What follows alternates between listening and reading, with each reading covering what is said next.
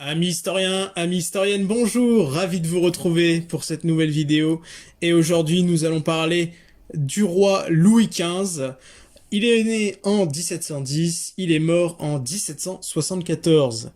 Louis XV, c'était l'arrière-petit-fils de Louis XIV. En 1715, il a 5 ans et son arrière-grand-père, Louis XIV, le roi Soleil, sent qu'il ne rayonne plus, il sent la mort venir. Il fait donc entrer son arrière-petit-fils dans sa chambre, il l'embrasse, lui parle d'un ton grave de son futur métier de roi. Il va utiliser des mots forts en reconnaissant ses défauts. Il lui déclare: Mignon, vous allez être un grand roi, mais tout votre bonheur dépendra d'être soumis à Dieu et du soin que vous aurez de soulager vos peuples. Il faut pour cela que vous évitiez autant que vous pourrez le faire de faire la guerre. C'est la ruine des peuples. Ne suivez pas le mauvais exemple que je vous ai donné sur cela. J'ai souvent entrepris la guerre trop légèrement et l'ai soutenue par vanité. Ne m'imitez pas, mais soyez un prince pacifique, et que votre principale application soit de soulager vos sujets. Le roi Louis XIV utilise des mots forts, il sait qu'il a trop fait la guerre, il sait qu'il a trop construit, qu'il a abusé du faste de son règne, et que du coup les finances ne sont pas bonnes, et il sait que ça nuit au peuple à ses sujets. Il ne se contente pas de laisser quelques mots avant de mourir, puisqu'il mourra quelques temps après ce 26 août 1715. Il laisse aussi un testament, forcément. Et dans ce testament, il est question de la régence, puisque vous le savez, on considère, vous le savez ou non d'ailleurs, on considère qu'un homme est majeur à 13-14 ans à cette époque pour régner. Et en 1715, comme je l'ai dit, Louis XV n'a que 5 ans, ce qui n'est donc pas le bon âge. Il faut donc assurer une régence. Avant de parler de cette régence, il faut juste évoquer le fait que Louis XV a eu comme précepteur, c'est-à-dire comme formateur, le cardinal de Fleury. Parlons de la régence qui est évoquée dans le testament de Louis XIV.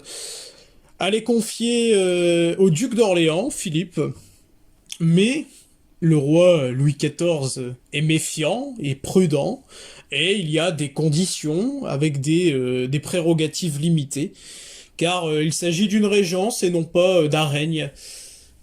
Cependant, le duc d'Orléans n'est pas satisfait, et il va user d'un stratagème qu'on peut qualifier de rusé ou non, hein, peu importe. Nous ne sommes pas là pour prendre position, nous sommes là pour parler de Louis XV et de son règne. Il va se tourner vers le Parlement de Paris en lui demandant de casser le testament euh, du roi Louis XIV. Et le Parlement de Paris va accepter. Le Parlement de Paris va montrer son influence par cette action, puisque ils vont obtenir de nouveau le droit de remontrance. Mais en faisant cela, ils montrent leur influence. Vous voulez quelque chose, on obtient quelque chose. Le Parlement de Paris en 1715 réaffirme son influence d'antan. Une des premières décisions du règne de Louis XV, c'est de rompre avec Louis XIV et de se reconnecter en quelque sorte avec le peuple. Ainsi, Versailles est abandonné pour Paris, qui devient une ville de plaisir, au pluriel des plaisirs multiples. Les jansénistes se retrouvent sur le devant de la scène et les jésuites sont écartés du pouvoir. Nous allons évoquer plusieurs points sur cet exposé en quelque sorte du règne de Louis XV, en parlant tout d'abord des problèmes financiers de son règne, puis nous allons évoquer le côté parlementaire, pour terminer sur le déclin du rayonnement de la France. Commençons tout de suite avec cette première partie où nous traiterons des problèmes financiers. J'en ai parlé dans l'introduction, Louis XIV l'a reconnu lui-même, en 1715, l'endettement du royaume représente 2,5 milliards de livres, soit environ 10 années de recettes fiscales. C'est c'est la ruine. On va pas dire que c'est la banqueroute, mais il y a de gros problèmes financiers dans le royaume.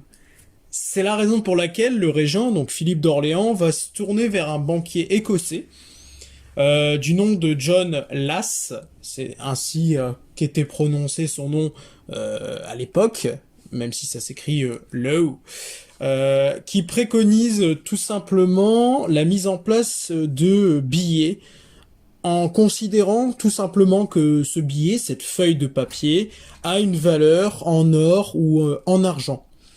Il commence ce système en 1716.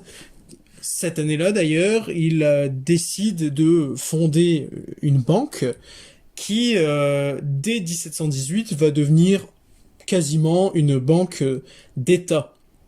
C'était un projet de Louis XIV qui n'a pas abouti, et là, on y parvient sous, entre guillemets, la minorité de Louis XV et sous la régence du duc d'Orléans. L'As veut percevoir certains impôts, et il veut intervenir dans le commerce extérieur avec la fondation de la Compagnie des Indes, qui réunit plusieurs petites compagnies, et qui fait venir des produits comme le coton, le thé, des Indes par exemple. L'As fait en sorte que les actions de cette compagnie se multiplient en quelques mois, et il y a une multiplication par 40 du cours de ces actions. Le premier dividende versé est limité, et il va y avoir un effet d'enchaînement.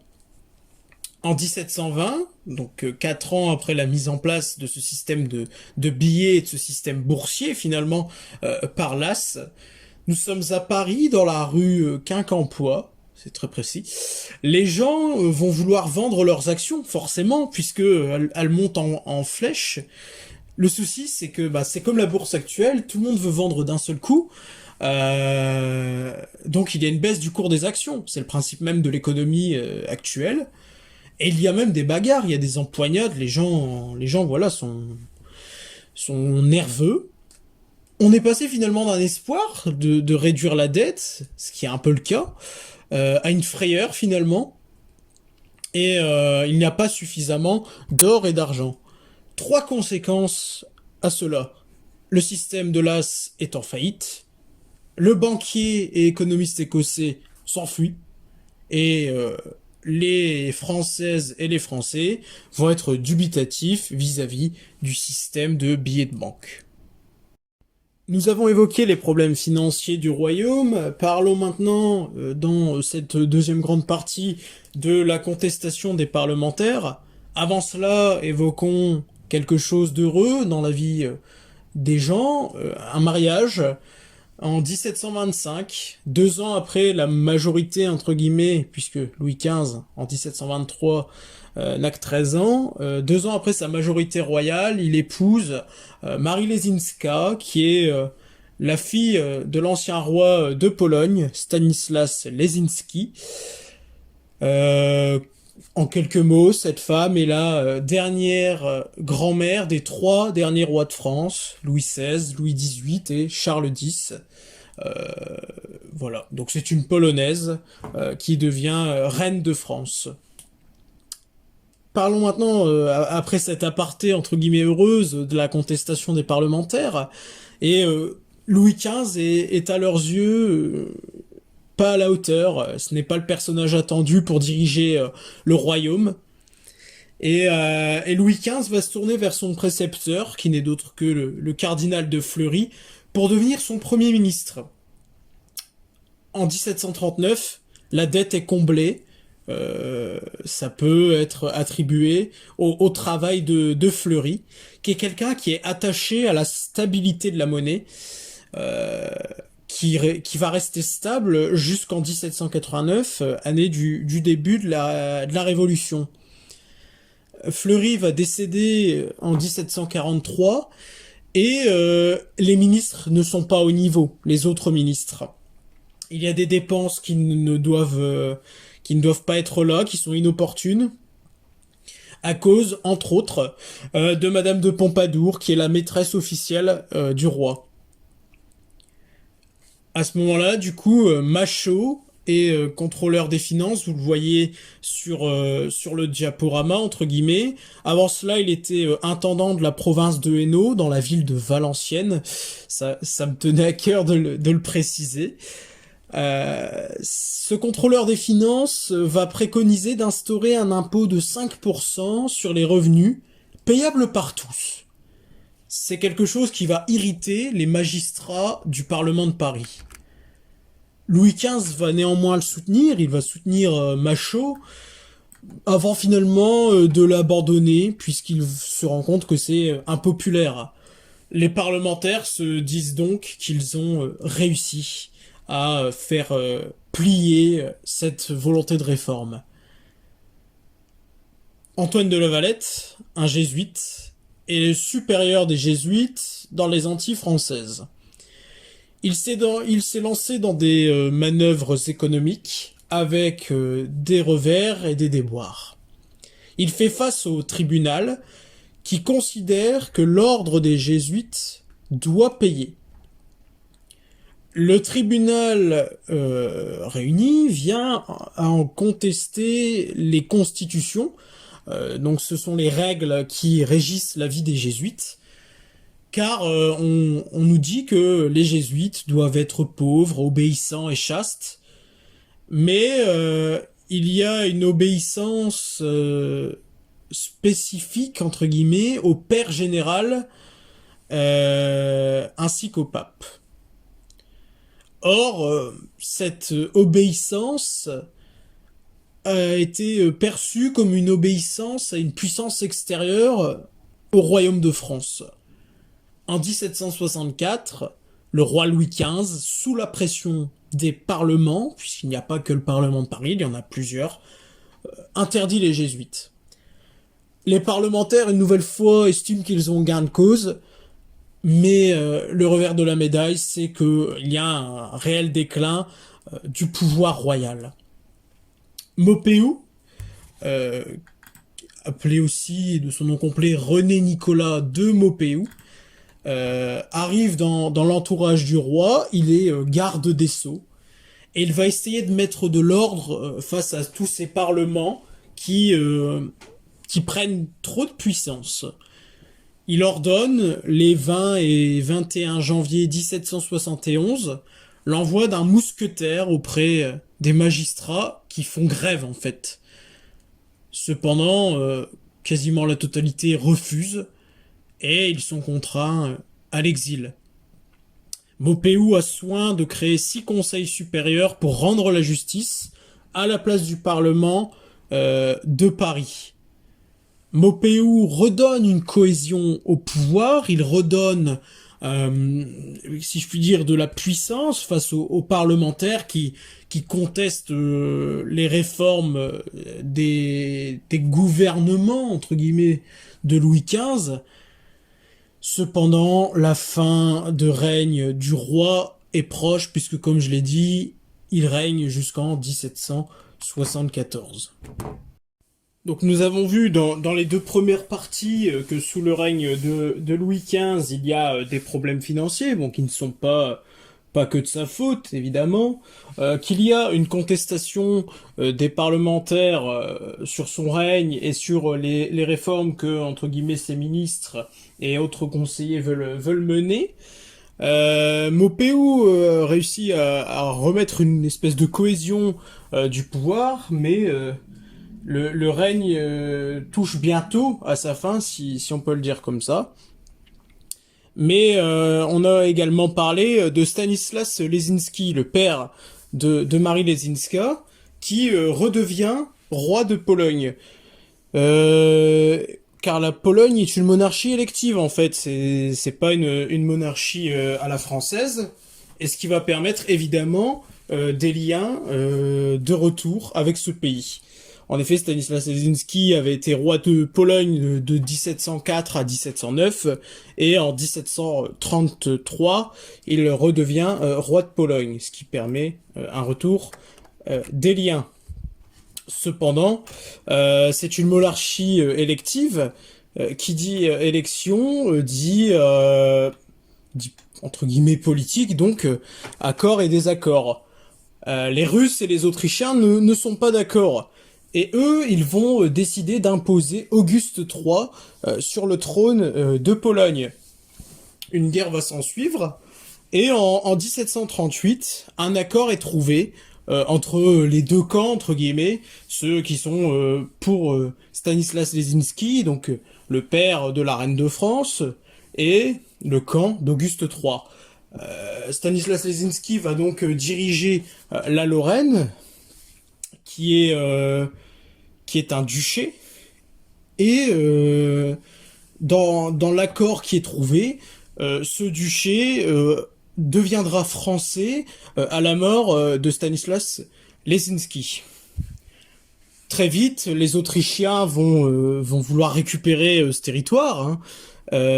Donc la guerre reprend, et il y a une victoire en 1745 à Fontenoy qui permet au camp français de garder ce territoire. Donc Fontenoy, c'est dans la région de Tournai. Et donc suite à cette victoire de Fontenoy, la France occupe les Pays-Bas autrichiens et les Provinces-Unies, qui sont des alliés de l'Autriche. En 1748, au traité d'Aix-la-Chapelle, la France renonce à ses conquêtes, donc aux conquêtes que j'ai nommées précédemment. Jusque-là, en Inde, la France est peu implantée. Elle a deux comptoirs, donc à Pondichéry et à Chandernagore. La France fait venir des produits de là-bas. En 1741, nous avons un nouveau gouverneur, Duplex, qui va gérer la Compagnie des Indes, et il considère qu'il faut rayonner spatialement en Inde. Il va se lancer dans des conquêtes territoriales. D'une part, Mahayana et Karikal deviennent des comptoirs, et d'autre part, Duplex qui opère une large conquête de l'intérieur des terres. Du côté français, certains considèrent que la politique de Duplex crée un climat instable, et donc il faut garder des troupes là-bas. En 1763, avec le traité cette fois-ci de Paris, la France abandonne ses conquêtes territoriales, sauf les comptoirs qu'elle va garder jusqu'en 1950. Donc c'est énorme, des comptoirs du 18e qui vont rester jusque la deuxième moitié du 20e siècle. Pour ce qui est de l'Amérique du Nord, après le traité d'Utrecht de 1713, donc sous Louis XIV, la France a quasiment un tiers des États-Unis, entre guillemets, le terme est impropre, avec la Louisiane. En 1754, Montcalm, qui est un Français canadien, si on peut dire ça comme ça, le terme est anachronique, est en rivalité avec des colons de la Grande-Bretagne. Et on a le général Washington, donc un Anglais, qui va attaquer un fort français. C'est tout simplement le prélude de la guerre de 1756 à 1763, qui est finalement la première guerre mondiale réelle, si on peut l'appeler comme ça, puisqu'on a une bataille en Amérique du Nord avec des colons anglais qui vont devenir les premiers Américains face aux Français. Et finalement, la France va abandonner ses terres américaines, du continent américain, en 1763. On peut dire que le traité de Paris a réduit les possessions françaises.